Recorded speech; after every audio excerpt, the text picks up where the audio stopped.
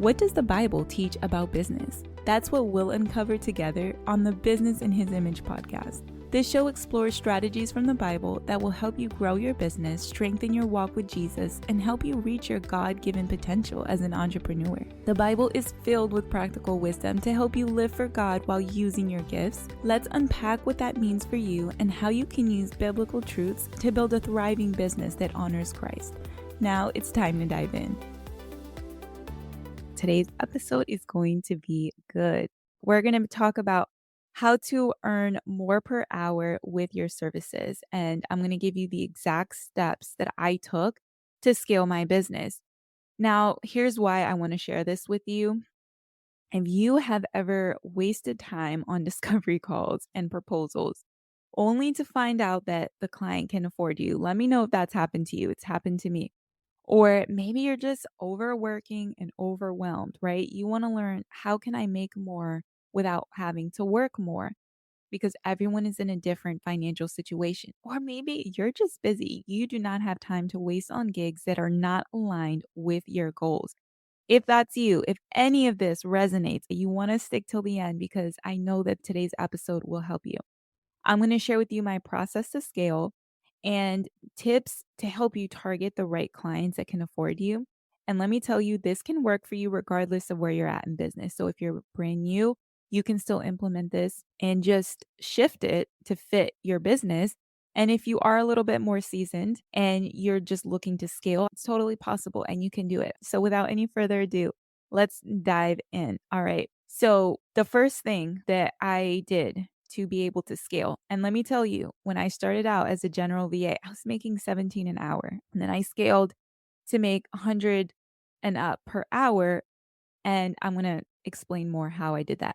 So the first thing I did was I focused on becoming an expert. And here's why this is so important. And let me backtrack actually first. When I say become an expert, I don't mean spending 10 years studying something. That's not what I'm talking about. But what I mean is develop your skill to an expert level. So that's the first thing I did. I worked on developing my skill to an expert level. I studied all that I could. I got books, courses, I practiced. I took any opportunity that I could find and was available to me to really grow in my skill and position myself as an expert in that one thing, which is copywriting. That's what I'm known for in my community. So that was really the first thing that I did. And the reason this is so important is because when someone looks at you as an expert, it builds trust and credibility, and people are more willing to pay top dollar for someone who is an expert versus someone who's new or they're just okay at it. And even if you're new, if you're really good at what you do, people will pay you for it because I get pitched to a lot. And even recently, I put out a job posting for a marketing assistant position, and going through that process, I will tell you, experience was not the main thing that I looked at. I definitely looked at skill.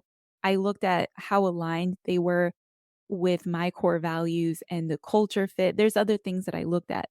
So if you're new to business, don't get stuck thinking that your lack of experience is holding you back, because it's most likely not.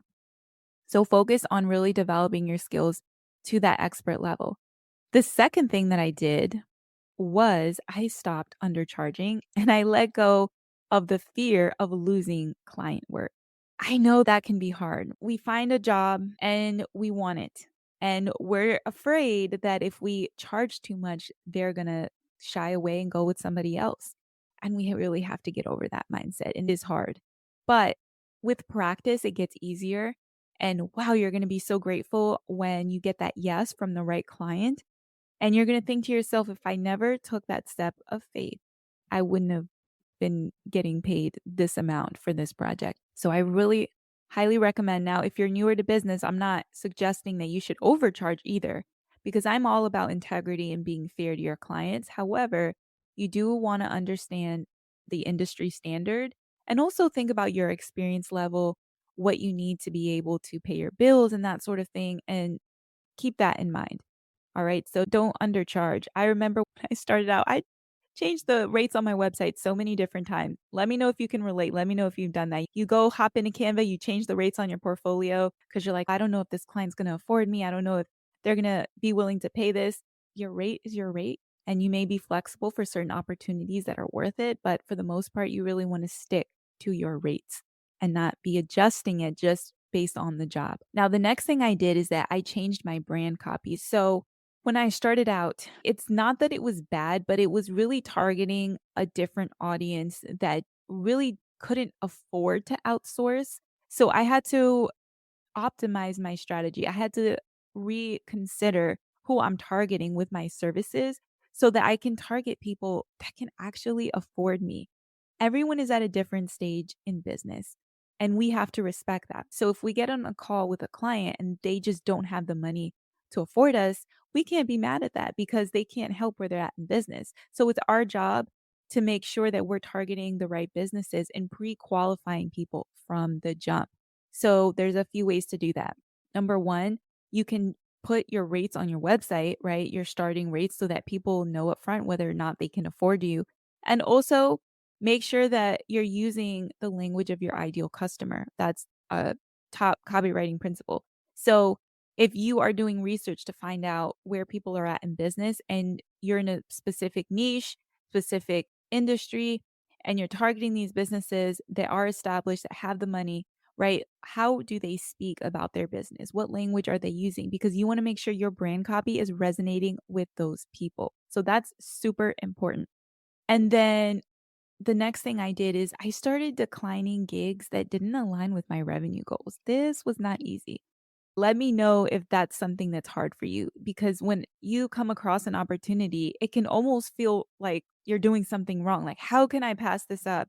But if you are booked out with projects that don't align with your goals and where you want to go, you're not going to have room for projects that are in alignment with your revenue goals and where you want to go. This can apply with your revenue goals and also just your goals in general. Maybe you want to niche down into a specific area. For example, maybe you're a copywriter and you want to niche into email copy, but you're getting projects for website copy and all these other things come your way.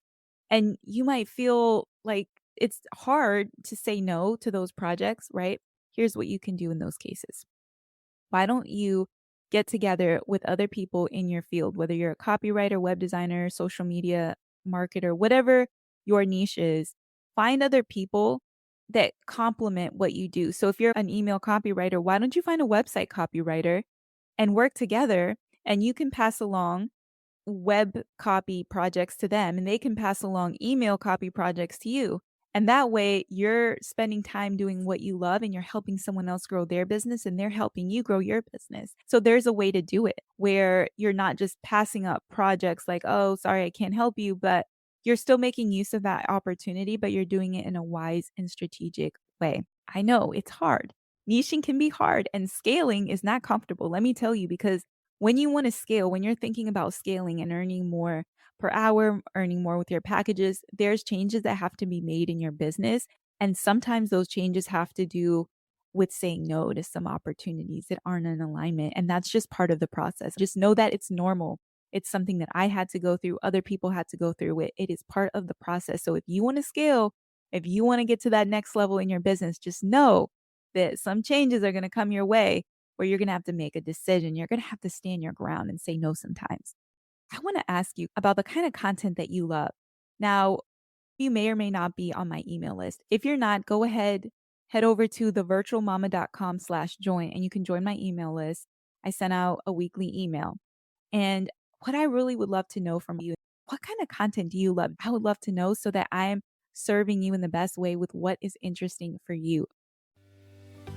Thank you for listening to the Business in His Image podcast with me, your host, Joe Harris. If this show has blessed you, please share it with a friend and subscribe so that you can be notified when we release new episodes. My prayer is that God will help you soak up every bit of what you've heard today and help you apply it to your business so that you can see results. I'll see you next time, and may God bless you.